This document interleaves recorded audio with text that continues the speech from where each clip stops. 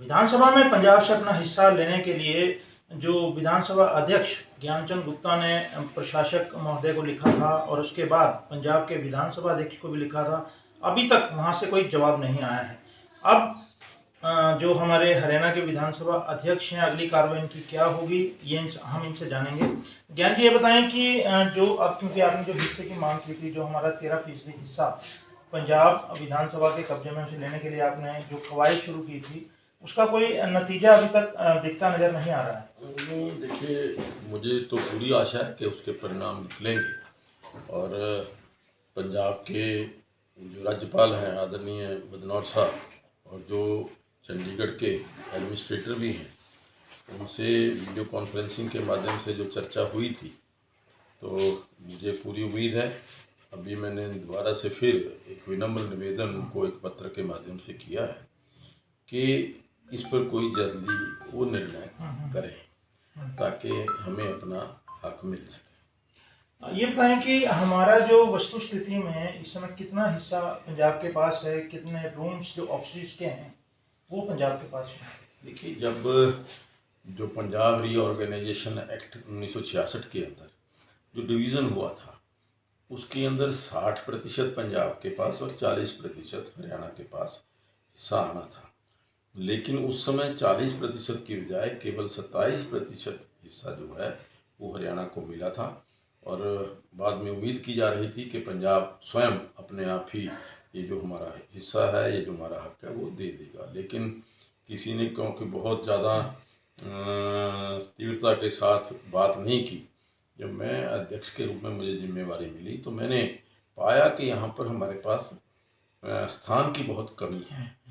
उस स्थान की कमी को देखते हुए जब अधिकारियों से बात की तो उन्होंने बताया कि 13% हमारा हिस्सा आज पंजाब के पास है। तो फिर मैंने पंजाब के आदरणीय स्पीकर महोदय से मुलाकात की और लिखित रूप से उनसे निवेदन किया कि वो हिस्सा हमें मिलना चाहिए, लेकिन उनकी तरफ से कोई रिस्पांस नहीं मिला।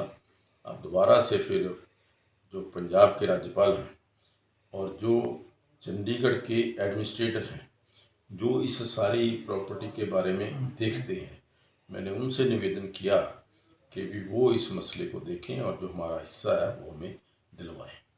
राज्यपाल महोदय के जो दरबार में अगर न्याय नहीं मिलता है तो अगला कदम हमारा क्या होगा, अगली गुहार हमारी कहाँ लगेगी? देखिए, ये अभी एक सोचने का विषय है, लेकिन मैं ये समझता हूँ कि हमें जहाँ तक भी जाना पड़ेगा, चाहे कोई न्यायालय की शरण भी लेनी पड़े, उसमें भी मैं इस बारे में बाकी जो हमारे अधिकारी हैं या लोग हैं उनसे चर्चा करके उसमें निर्णय करूँ। ज्ञान जी, एक और बड़ा मसला है क्योंकि आप विधायक हैं पंचकूला से और पंचकूला के आसपास के जो छात्र हैं जो उच्च शिक्षा लेना चाहते हैं कॉलेज की लाइफ, स्टूडेंट लाइफ के बाद, उन्हें यूनिवर्सिटी का क्योंकि एक बड़ा मसला है। एक तो पंचकूला के इलाके में कोई यूनिवर्सिटी नहीं है, पंजाब यूनिवर्सिटी चंडीगढ़ में आती है, तो ये भी एक उलझा हुआ मसला है पंजाब के साथ। ये पंजाब यूनिवर्सिटी में जो पंचकूला के छात्रों को जो दाखिला मिलता है वो क्योंकि कोटा सिस्टम में आकर पिछड़ जाते हैं कहीं ना कहीं, उसके लिए क्या प्रयास कोई किया जा रहा है? जी बिल्कुल, मैंने पिछले लगभग 1 साल 1.5 साल पहले इस मामले में भी जो हमारे आदरणीय गृह मंत्री उस समय राजनाथ सिंह जी थे, उनको एक पत्र लिख करके इस पंजाब यूनिवर्सिटी में हरियाणा प्रदेश का हिस्सा मिले, इसके लिए निवेदन भी किया था। और जिस स्थिति में पंजाब यूनिवर्सिटी फाइनेंशियल क्राइसिस के अंदर उस समय थी, तो मैंने आदरणीय मुख्यमंत्री जी से बात की। मुख्यमंत्री जी ने भी कहा कि हाँ, हमें अपना हक लेना चाहिए और उन्होंने हाई कोर्ट के अंदर एफिडेविट दे करके ये कहा कि हम जो हमारे हिस्से का पैसा है, जितना पंजाब देता है उतना ही हम उतना पैसा देने के लिए तैयार हैं और हमें जो पंजाब यूनिवर्सिटी में हरियाणा का हिस्सा बरकरार होना चाहिए। लेकिन उसके ऊपर भी ये काफ़ी समय से चल रहा है, क्योंकि हाई कोर्ट के अंदर भी ये केस गया हुआ है। तो मुझे पूरी उम्मीद है कि इसमें भी हमें सफलता मिलेगी। ज्ञान जी, दूसरा ये बताएं कि आपने हाल ही में जो विधानसभा में रेड की थी जिसमें कई बड़ी संख्या में जो हैं कर्मचारी अनुपस्थित पाए थे या देरी से आए हुए पाए थे, उनके खिलाफ कोई कार्रवाई कर ली गई? देखिए, जो तो फर्स्ट टाइमर थे, 2 बार हमने यहाँ पर चेकिंग करवाई थी, फर्स्ट टाइम जो चेकिंग हुई थी बायोमेट्रिक अटेंडेंस की हुई थी। जो कर्मचारी थे वो बायोमेट्रिक अटेंडेंस कई बार कई दिन तक लगाते नहीं थे। उसमें 82 ऐसे कर्मचारी पाए गए।